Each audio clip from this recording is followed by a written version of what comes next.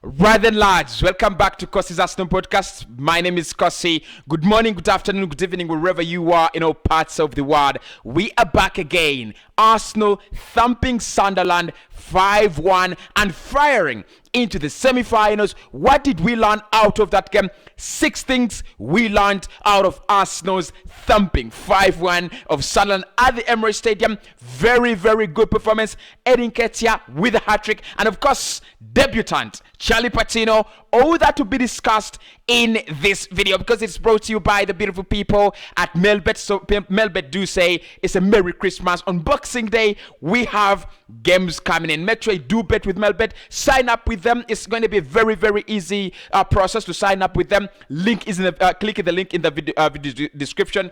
Click on it. Head over to their website and of course sign up. Register with them. Use my promo code Cossy. You will be getting 300% bonus on your first deposit. When you do that, bet responsibly and of course bet what you can afford to lose because your capital can go up as well as going down. But what exactly did we learn from that game?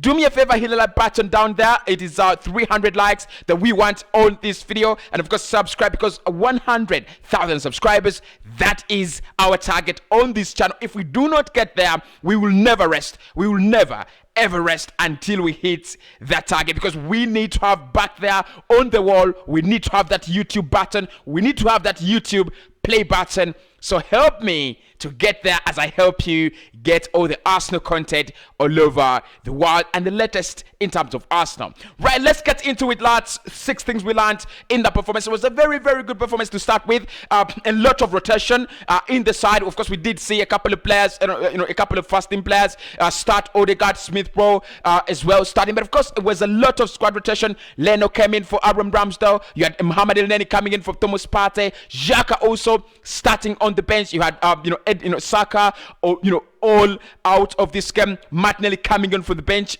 and of course Edin Ketia starting and Florian Balogun. So a lot of rotation. The Mikel Arteta went with, but that didn't mean we were not going to put in a masterclass. Because even with a couple of rotations, even with a couple of players out, Sunderland were really overwhelmed because it was the quarterfinals. I expected us to be very serious. I expected character. I expected lots and lots of stuff from Arsenal, and indeed we got that. So what did we learn? What did we see in that game? Number one, I saw Mikel Arteta's blueprint. Now, I've always said that we need a manager who understands what he's doing. We need to see what he's trying to do with the side. Of course, it's been our problem. Arsenal playing disorganized football. I'm not even gonna lie, lads. I've always spoken about it. When we play football, an organized manner, we always win. We always come out with the point. We always get a result. But when we play in a disorganized way, like we've always been doing, especially last season and at the beginning of the season, we are always behind. We are thumped. We really get destroyed and humiliated in football matches. Yesterday, it was another confirmation that Mikel Arteta's blueprint is actually working. I did see a second side. We did see a second side that really played just like the first team, just like we've been playing in the Premier League. The likes of Mohamed Elneny, the likes of Nicola Pepe, the likes of Florian Balogun. They have the basics now. They have the principles, and I think I can now confirm that Arsenal is that club that has got back its identity. And how happy I am, how happy can I be that we have the same identity we had under Arsene Wenger, passing the ball around, keeping it very cleanly and creating very, very good chances and scoring their big goals. Of course, yesterday, as a result of our style of play, we did see very beautiful chances created and very, very beautiful goals. Talk about Edin Ketia's goals, the second one and the third one.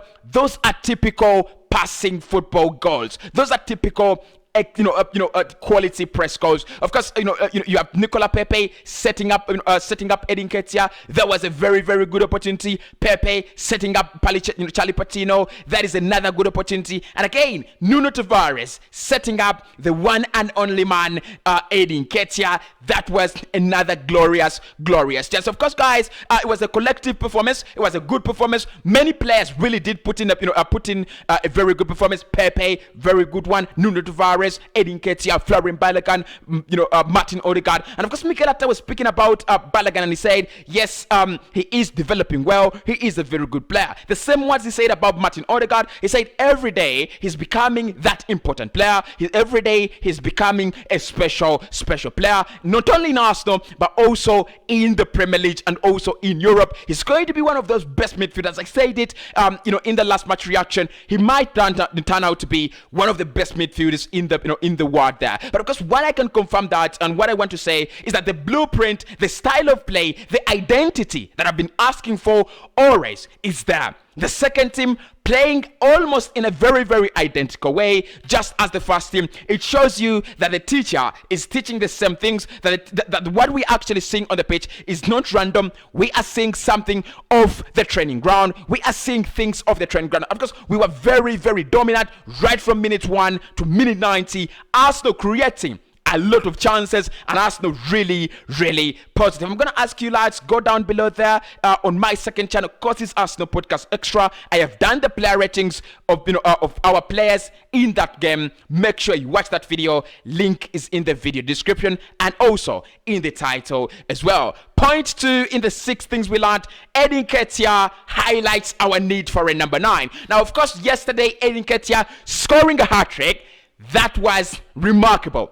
That was special. That was memorable. And of course, I'm gonna say, lads, that all the people out there that really, really want Edin Ketia to stay, were really, really happy yesterday. I'm not one of that group. I'm not part of that group. I really think Edin Ketia needs to go out somewhere, get playing football and things like that. But of course, he was absolutely sensational yesterday. He took his chances. He was really, really on fire. It just reminds me, of that time when Arsenal have a good number 9, and I think he highlights our problem, why we are wasting time, why we are wasting chances in the Premier League. We need a lethal number 9. We need someone who can be in that area. We need someone who can just nick away those chances. Because if you look at the second goal that Edin Ketia scores, he just runs, he makes a very, very good run into the area, and he just taps it in with with a very, very small tap off his shoe, and it goes into the back of the net. So is the third goal that he scores on his hat-trick. It is Nicola Pepe. He sets him up and gets a little flick on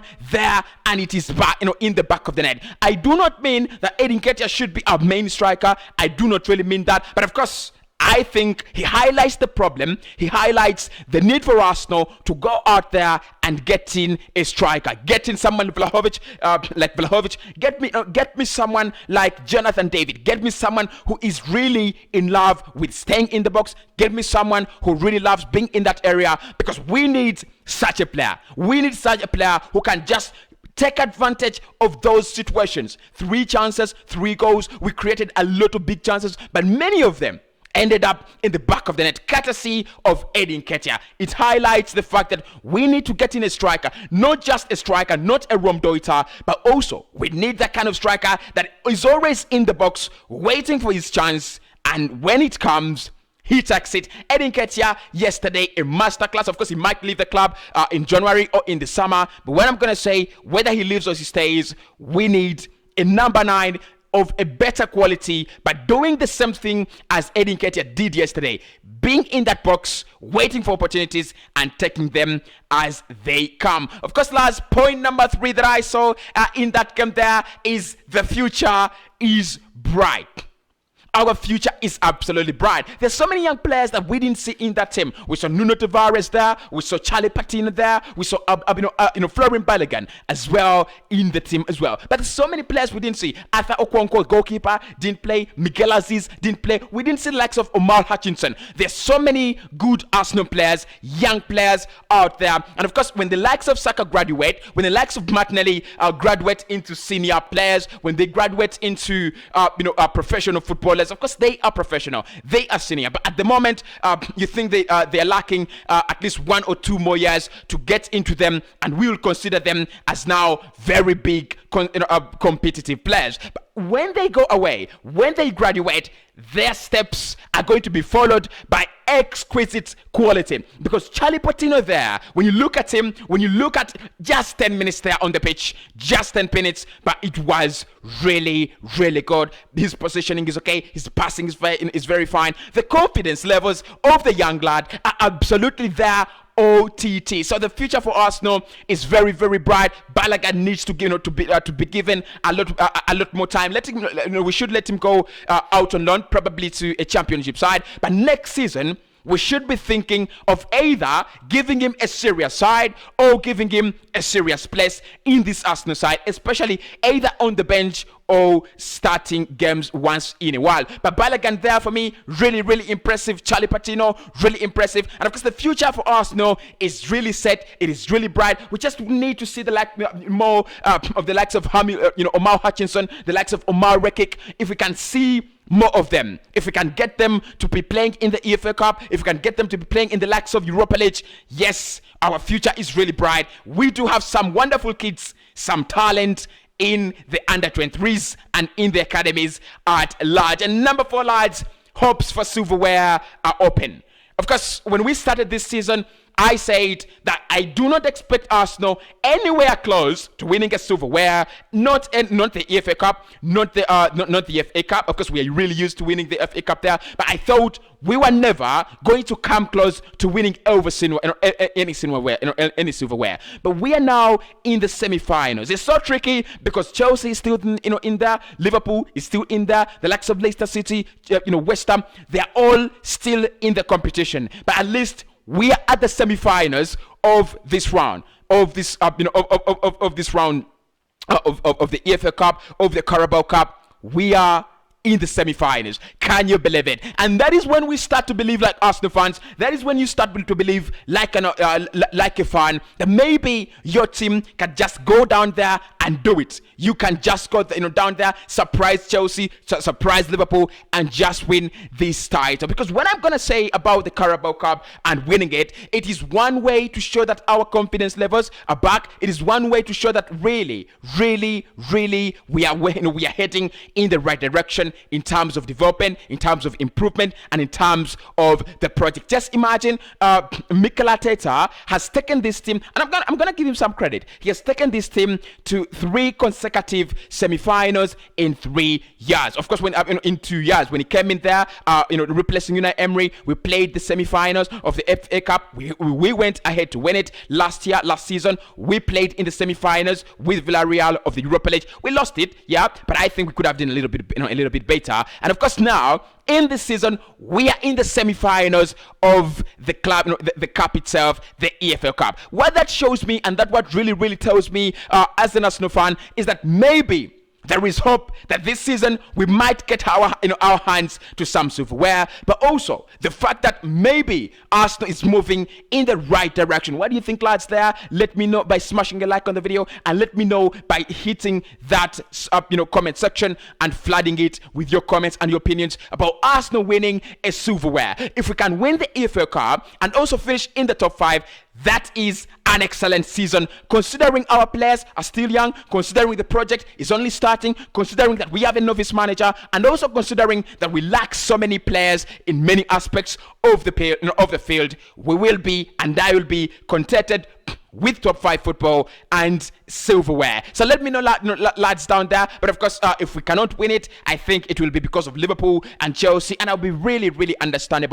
I will be standing in a very, very understanding position. But I was really, really happy with that performance. And of course, point number 5, Charlie Patino's statement. Lads, yesterday, of course, we expected, everyone was expecting at least Balogun, Pepe, and Charlie Patino to start. Charlie Patino didn't start, but what a statement. 10 minutes in a game, but what a statement. Scoring on his debut, that is special. Let us start off from that. Charlie Patino scoring on his debut, because the goal he scored, really, really well, well worked goal, really, really a very, very good team goal. Xhaka playing that ball for Nicola Pepe. Pepe picking up Charlie Patino, and Patino really finishing off the chance in style. But what I'm gonna say about Charlie Patino, as a young lad, He is very confident. He is really, really talented. There's so many young lads out there, the likes of Gavi, the likes of Pedri, and they get a lot of attention. But the likes of Charlie Patino as well, if they can get the same attention, if they can get the same game time, if we can get Charlie Patino to be playing more regularly in this Arsenal side, probably coming off the bench, probably gets him involved more and more in the squad, because I think where Emile Smith Rowe came from, we have now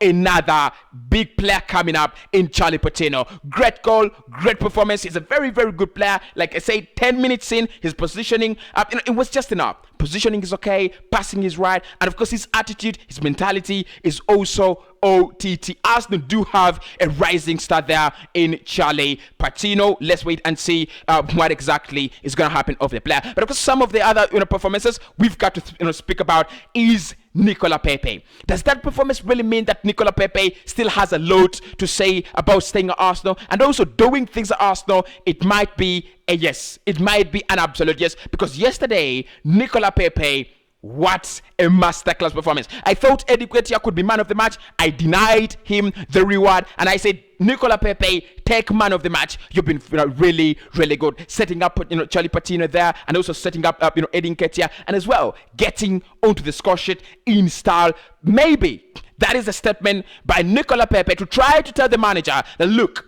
I am not finished like many people like Cossy feel or think. I am not really finished. I do have a problem, but if I can get round the problem, I will be back, and I just need some more time. And of course, guys, point number 6, that was a Merry Christmas performance well received from the Gunners, lads. We will not be seeing any Arsenal action until the Boxing Day. That will be the day after Christmas. But of course, the last 4 games, the Merry Christmas messages, Arsenal Football Club, we have received them, and we are really grateful that as we enter Christmas, we are in the top 4, and we are also fired there in the semi-finals of the EFL Cup. Really, really, no better message. There is no better message. Look at the likes of Chelsea crumbling. Look at a couple of other clubs there crumbling. But Arsenal have been Arsenal fans, if you're out there, really, you should be sending me some Merry Christmas messages as well. But I'm gonna say Merry Christmas from Arsenal has already been received. 4 games in a row, just winning. 4 games in a row, and of course the next one's coming up is at the Carrow Road. We'll be facing Norwich and Wolves at home. We can win those games. We can go 6 games in a row winning. You know what that means? 6 games in a row just winning. That is the Arsenal that I really admire. That is the Arsenal that I really fell in love with. And I'm gonna say this Christmas is absolutely special. This Christmas has been made special by the performance of Arsenal in the last 4 games. 5 against 5 against Sunderland, 4 against the big team there, Leeds, 3 against West Ham, and 2 against Southampton. It is really, really a very, very good time to be an Arsenal fan. And of course, if you feel like it's a very, very good time right now to be an Arsenal fan, hit the like button and also smash the comments there. Smash in your comments. Let me know what you feel. Subscribe to the channel. I'll speak to you in the next one when we discuss transfers, Mikel Arteta's 2 years, and of course the big presser from the man Mikel Arteta until Boxing Day. We won't be having any football, but at least I do not care. We need to take a break. Our players need to take a break, because personally, as a player, I will be taking a break and really enjoying those 4 wins that we've had back to back. Games coming in thick and fast, and Arsenal picking up points in a very, very stylish manner, thick and fast. My name is Cossy, and I'll speak to you right in the next one.